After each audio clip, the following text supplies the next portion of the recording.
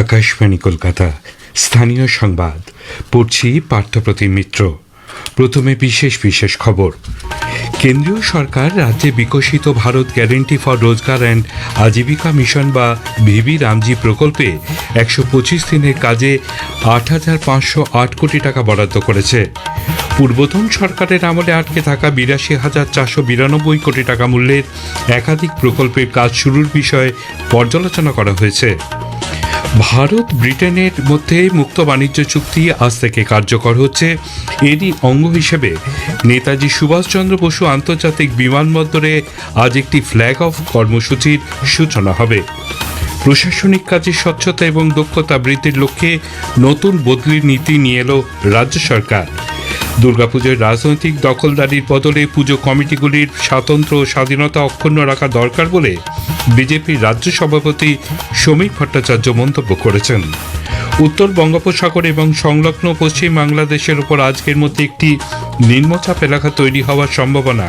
এর ফলে আগামীকাল থেকে দক্ষিণবঙ্গে বৃষ্টির পরিমাণ বাড়তে পারে। আসছি বিস্তারিত খবরে। কেন্দ্রীয় সরকার রাজ্যে বিকশিত ভারত গ্যারেন্টি ফর রোজগার অ্যান্ড আজীবিকা মিশন বা ভিবি রামজি প্রকল্পে 125 দিনের কাজে 8,508 কোটি টাকা বরাদ্দ করেছে। কেন্দ্রীয় কৃষি ও গ্রামোন্নয়ন মন্ত্রী শিবরাজ সিং চৌহান গতকাল নবান্নে এক পর্যালোচনা বৈঠকে বলেন, এর ফলে শ্রমিকদের ন্যূনতম মজুরি বৃদ্ধি পাবে। ইতিমধ্যেই 2,56,00,000 জব কার্ড দেওয়া হয়েছে বলেও তিনি জানান। রাজ্যে পূর্বতন সরকারের আমলে রেল, সড়ক, মহাসড়ক, মেট্রো সহ মোট 82,492 কোটি টাকা মূল্যের গুরুত্বপূর্ণ পরিকাঠামোগত প্রকল্পের কাজ আটকে ছিল বলে শ্রী চৌহান অভিযোগ করেছেন। নতুন সরকারের শাসনেই স্বল্প সময়ের পরিকাঠামোগত উন্নয়নে গতি সঞ্চার হয়েছে বলেও তিনি মত প্রকাশ করেন। কৃষিমন্ত্রী আরও জানান, আবহাওয়া মাটির সঙ্গে সামঞ্জস্য রেখে রাজ্যে কৃষির উন্নয়নে কেন্দ্রীয় সরকার একটি আধুনিক ও বিজ্ঞানসম্মত রূপরেখা তৈরির কাজ শুরু করেছে। পরে সাংবাদিকদের শ্রী চৌহান বলেন, কৃষি বিশ্ববিদ্যালয় গবেষণা কেন্দ্রের সহযোগিতায় রাজ্য সরকারের সঙ্গে যৌথভাবে এই রূপরেখা তৈরির কাজ চলছে।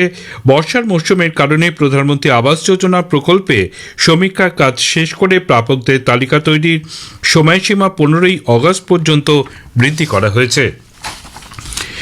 কৃষিক্ষেত্রে আমূল পরিবর্তনের লক্ষ্যে পশ্চিমবঙ্গে পূর্ব ভারতের সিড হাব বা বীজ ভাণ্ডার হিসেবে গড়ে তোলা হবে বলে কেন্দ্রীয় কৃষি ও গ্রামোন্নয়ন মন্ত্রী শিবরাজ সিং চৌহান জানিয়েছেন। নবান্নে গতকাল মুখ্যমন্ত্রী শুভেন্দু অধিকারীর সঙ্গে বৈঠকের পর তিনি জানান, উন্নত বীজ উৎপাদন থেকে শুরু করে গবেষণা, মৃত্তিকা বিশ্লেষণ এবং উচ্চমানের ফলের চারা তৈরিতে পশ্চিমবঙ্গকে নতুন কেন্দ্র হিসেবে গড়ে তোলা হবে। अब हम बंगाल को सीड का हब बनाएंगे, पूरे पूर्वी भारत के सीड का हब। ये फैसला भी किया, उसके लिए योजना यहाँ स्वीकृत करने का काम हुआ है। आलू बीज उत्पादन के लिए, हाइब्रिड मक्का बीज उत्पादन के लिए, वैल्यू चेन सुदृढ़ करने के लिए हमारे MOU साइन हुए राज्य सरकार के साथ। हम यहाँ जो हमारे चिनसुराय राइस रिसर्च स्टेशन को सेंटर ऑफ एक्सीलेंस के रूप में भी विकसित करने में पूरा सहयोग करेंगे। বৈঠককে ইতিবাচক উল্লেখ করে মুখ্যমন্ত্রী শুভেন্দু অধিকারী বলেন, প্রথম দফায় রাজ্যের দার্জিলিং, ঝাড়গ্রাম, পুরুলিয়া ও আলিপুরদুয়ার জেলায় প্রধানমন্ত্রী ধনধান্য যোজনা চালু করার জন্য কেন্দ্রের অনুমোদন পাওয়া গেছে। এছাড়া স্বনির্ভর গোষ্ঠীর মহিলাদের উন্নয়নে লাখপতি দিদি প্রকল্প নিয়েও তাদের মধ্যে আলোচনা হয়েছে।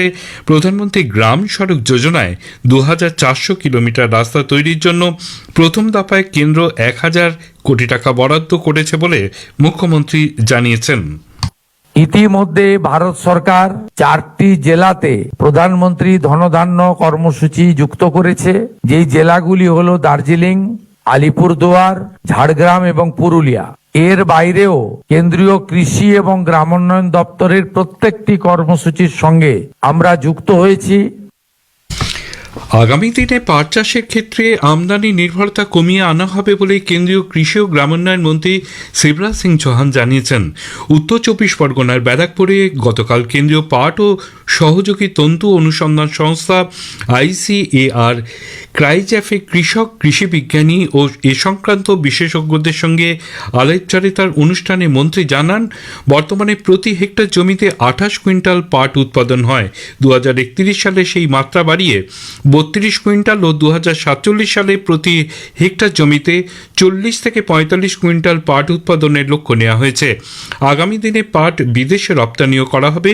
মন্ত্রী বলেন, মধ্যস্বত্বভোগীদের দৌরাত্ম্য বন্ধ করে কৃষকদের যাতে আয় বাড়ে সেই লক্ষ্যেই সরকারের সচেষ্ট। जूट के क्षेत्र में आने वाली हर बाधा को दूर करने की पूरी कोशिश करेंगे। जूट पर ही एक ब्रेन स्टॉर्मिंग हम और करेंगे कि जूट को उत्पादन को बढ़ाने से लेके किसानों की आय बढ़ाने के लिए और कौन कौन से कदम उठाए जाए। কেন্দ্রীয় মন্ত্রী শ্রী শিবরাজ সিং চৌহান গতকাল হাওড়ার বোটানিক্যাল গার্ডেনও পরিদর্শন করেন।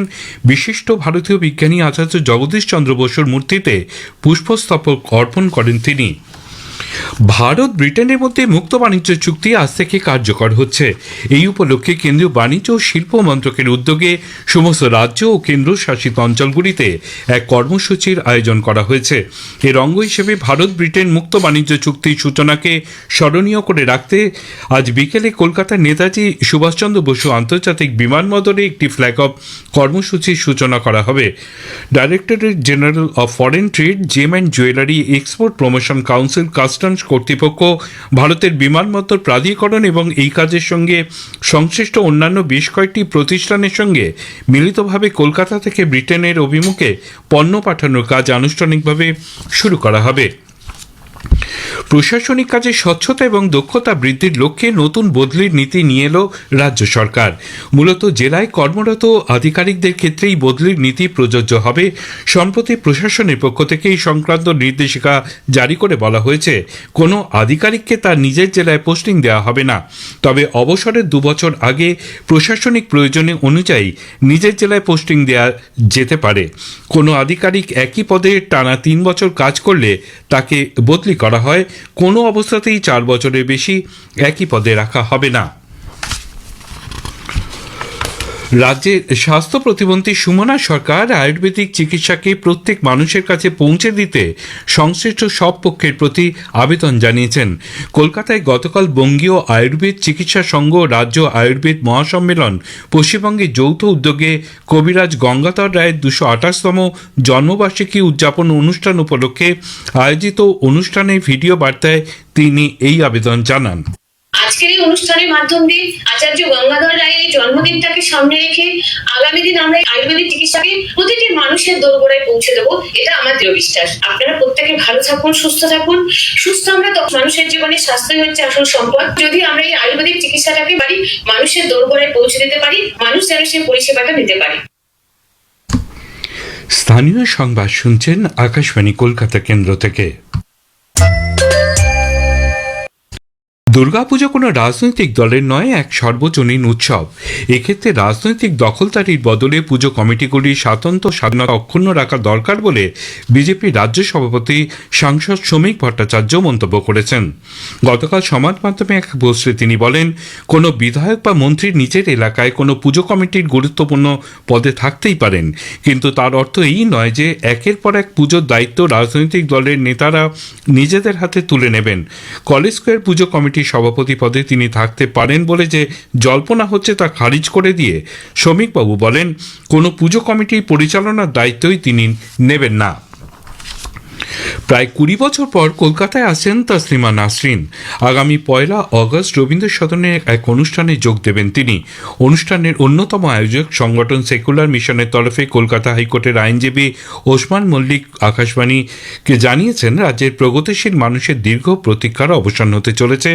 এর সঙ্গে রাজনীতির কোনো যোগ নেই বলে তিনি উল্লেখ করেন। তিনি বলেন, সরকারের তরফে তার নিরাপত্তা নিশ্চিত করতে সব রকম ব্যবস্থা নেওয়া হচ্ছে।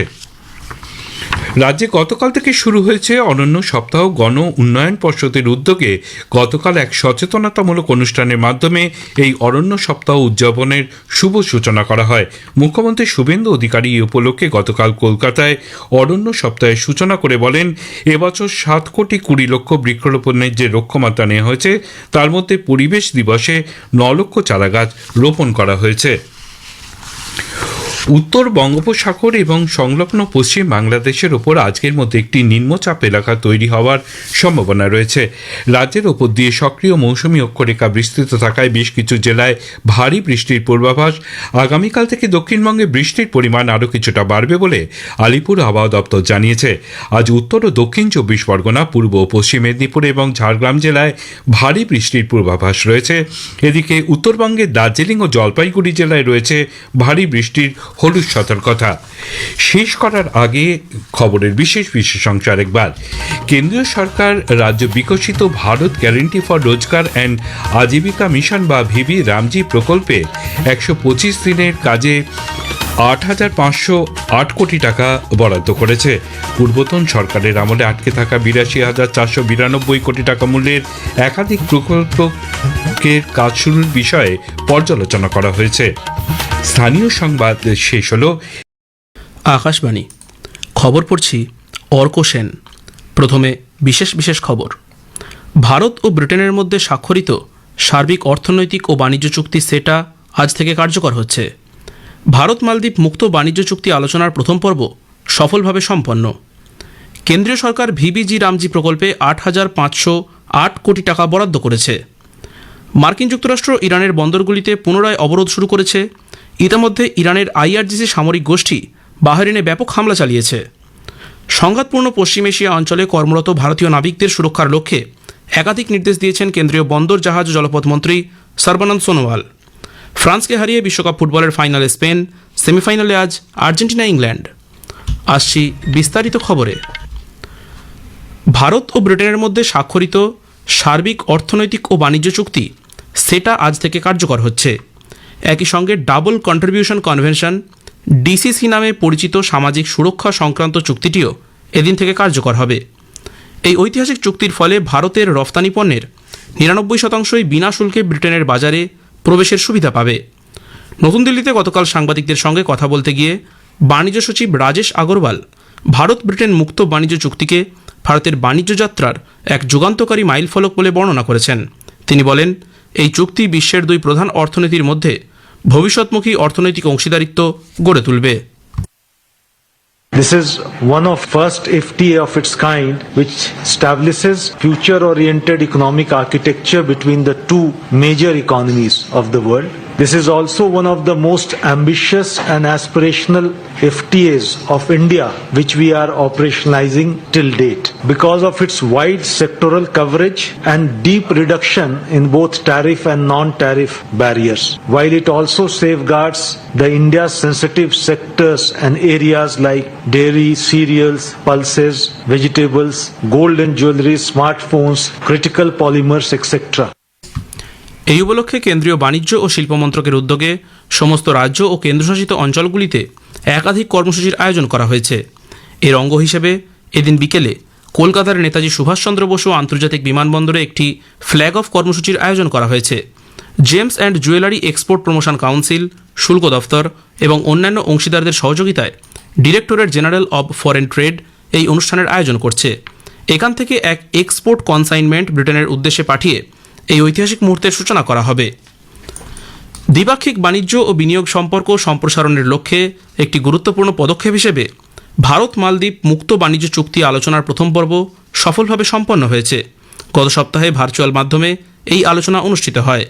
কেন্দ্রীয় বাণিজ্য ও শিল্প মন্ত্রক জানিয়েছে, আলোচনার বিভিন্ন ক্ষেত্রে উভয় পক্ষই উল্লেখযোগ্যভাবে এগিয়েছে এবং বেশ কিছু বিষয়ে ঐক্যমতে পৌঁছেছে। কেন্দ্রীয় সরকার পশ্চিমবঙ্গে বিকশিত ভারত গ্যারান্টি ফর রোজগার অ্যান্ড আজীবিকা মিশন গ্রামীণ ভিভিজি রামজি প্রকল্পে 125 দিনের কাজে 8,508 কোটি টাকা বরাদ্দ করেছে। রাজ্যের অংশ জুড়লে টাকার পরিমাণ 12,000 কোটি টাকা ছাড়াবে। কেন্দ্রীয় কৃষি ও গ্রামোন্নয়ন মন্ত্রী শিবরাজ সিং চৌহান গতকাল নবান্নে এক পর্যালোচনা বৈঠকে বলেন, এর ফলে শ্রমিকদের ন্যূনতম মজুরি বৃদ্ধি পাবে। ইতিমধ্যে 2,56,00,000 জব কার্ডও দেওয়া হয়েছে বলে তিনি জানান। রাজ্যে পূর্বতন সরকারের আমলে রেল, সড়ক, মহাসড়ক, মেট্রো সহ মোট 82,492 কোটি টাকা মূল্যের গুরুত্বপূর্ণ পরিকাঠামোগত প্রকল্পের কাজ আটকে ছিল বলে শ্রী চৌহান অভিযোগ করেছেন। নতুন সরকারের শাসনে এই স্বল্প সময়েই পরিকাঠামোগত উন্নয়নে গতি সঞ্চার হয়েছে বলে তিনি মত প্রকাশ করেন। ব্রিক্স গোষ্ঠীভুক্ত দেশগুলির শ্রম ও কর্মসংস্থান মন্ত্রীদের দ্বাদশ বৈঠক আজ হায়দ্রাবাদে শুরু হচ্ছে। ভারতের সভাপতিত্বে আয়োজিত এই বৈঠকে স্থিতিস্থাপকতা, উদ্ভাবন, সহযোগিতা ও স্থিতিশীল উন্নয়ন এই বিষয়গুলিকে সামনে রেখে দুদিনের এই বৈঠকে ব্রিক্স সদস্য দেশগুলির শ্রম ও কর্মসংস্থান বিষয়ক মন্ত্রী এবং ঊর্ধ্বতন আধিকারিকরা অংশ নেবেন।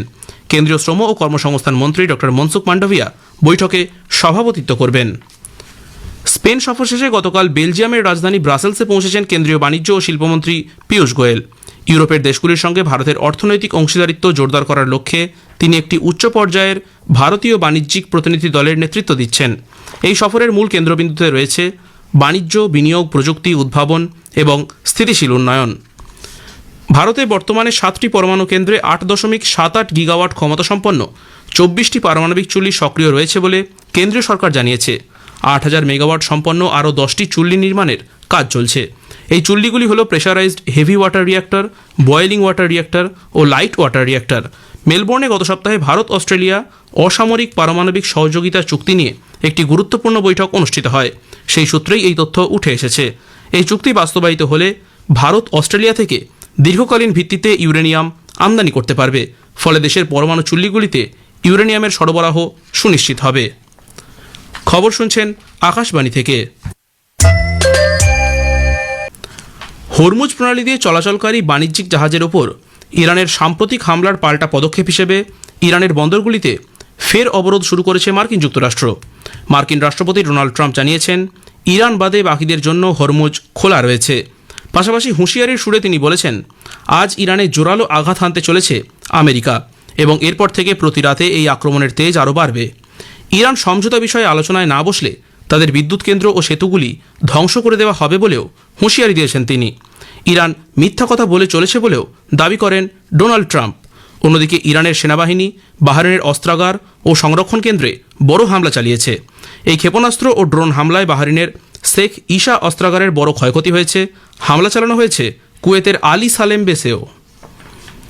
হরমুজ প্রণালীতে দুটি বাণিজ্যিক জাহাজে হামলার পর কেন্দ্রীয় বন্দর, জাহাজ ও জলপথ মন্ত্রী সর্বানন্দ সোনোয়াল সংঘাতপূর্ণ এলাকায় কর্মরত ভারতীয় নাবিকদের সুরক্ষার লক্ষ্যে একটি কর্মসূচি চালু করেছেন। মন্ত্রী তাদের নিরাপত্তা ও কল্যাণ নিশ্চিত করতে সরকারের সর্বস্তরে যথাযথ পদক্ষেপ গ্রহণের নির্দেশ দিয়েছেন। নতুন দিল্লিতে আয়োজিত এক উচ্চ পর্যায়ের আন্তঃমন্ত্রক পর্যালোচনা সভায় শ্রী সোনোয়াল প্রতিটি জাহাজের ওপর নজরদারি চালানোর এবং ওই অঞ্চলে ক্ষতিগ্রস্ত প্রতিটি ভারতীয় নাবিকের জন্য বিশেষ যোগাযোগকারী আধিকারিক বা লিয়াজো অফিসার নিয়োগের নির্দেশ দেন। এছাড়া তিনি বন্দর, জাহাজ, জলপথ মন্ত্রককে বিদেশ, পেট্রোলিয়াম ও প্রাকৃতিক গ্যাস, রাসায়নিক ও সার মন্ত্রক এবং ভারতীয় নৌবাহিনী, ডিরেক্টরেট জেনারেল অব শিপিং এবং ইরান ও ওমানে অবস্থিত ভারতীয় মিশনের সঙ্গে যৌথভাবে সমন্বয় বজায় রাখার নির্দেশ দেন। মন্ত্রী ডিরেক্টরেট জেনারেল অব শিপিংকে একটি রিয়েল টাইম অপারেশনাল ড্যাশবোর্ড তৈরির নির্দেশ দেন, যার মাধ্যমে পারস্য উপসাগর, হরমুজ প্রণালী এবং ওমান উপসাগরে চলাচলকারী প্রতিটি ভারতীয় নাবিকের অবস্থান ও পরিস্থিতি পর্যবেক্ষণ করা যাবে। উল্লেখ্য, হরমুজ প্রণালীতে বাণিজ্যিক জাহাজ এমটি আলবাহিয়া এবং এমটি মোমবাসার উপর হামলার প্রেক্ষিতে এই সভার আয়োজন করা হয়। ওই দুটি জাহাজের মোট 46 জন নাবিক ও কর্মীর মধ্যে 30 জনই ছিলেন ভারতীয়। এমটি আলবাহিয়ার ওপর হামলায় একজন ভারতীয় নাবিক নিহত ও আরেকজন আহত হন। মোমবাসার ঘটনায় 9 জন ভারতীয় নাগরিক আহত হন, যাদের মধ্যে 2 জনের অবস্থা আশঙ্কাজনক। এই ঘটনায় গভীর শোক প্রকাশ করে আহতদের দ্রুত আরোগ্য কামনা করেন শ্রী সোনোয়াল। বিদেশমন্ত্রী ডক্টর এস জয়শঙ্কর আজ ব্রাসেলসে ইউরোপীয় ইউনিয়নের বিদেশ ও নিরাপত্তা নীতি বিষয়ক প্রতিনিধি কাজা কালাসের সঙ্গে বৈঠক করেছেন।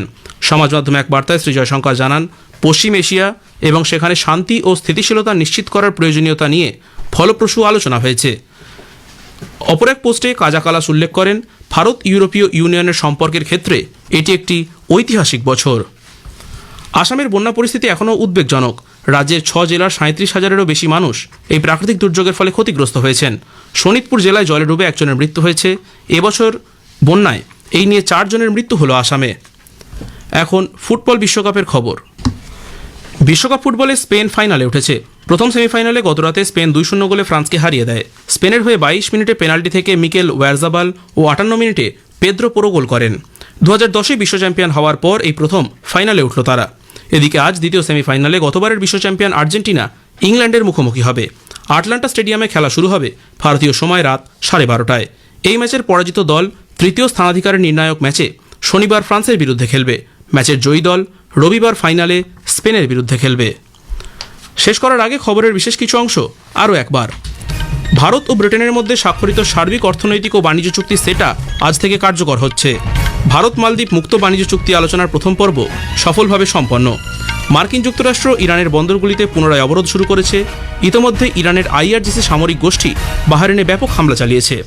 সংঘাতপূর্ণ পশ্চিম এশিয়া অঞ্চলে কর্মরত ভারতীয় নাবিকদের সুরক্ষার লক্ষ্যে একাধিক নির্দেশ দিয়েছেন কেন্দ্রীয় সরকার। ফ্রান্সকে হারিয়ে বিশ্বকাপ ফুটবলের ফাইনালে স্পেন, সেমিফাইনালে আজ আর্জেন্টিনা ইংল্যান্ড। খবর শেষ হলো।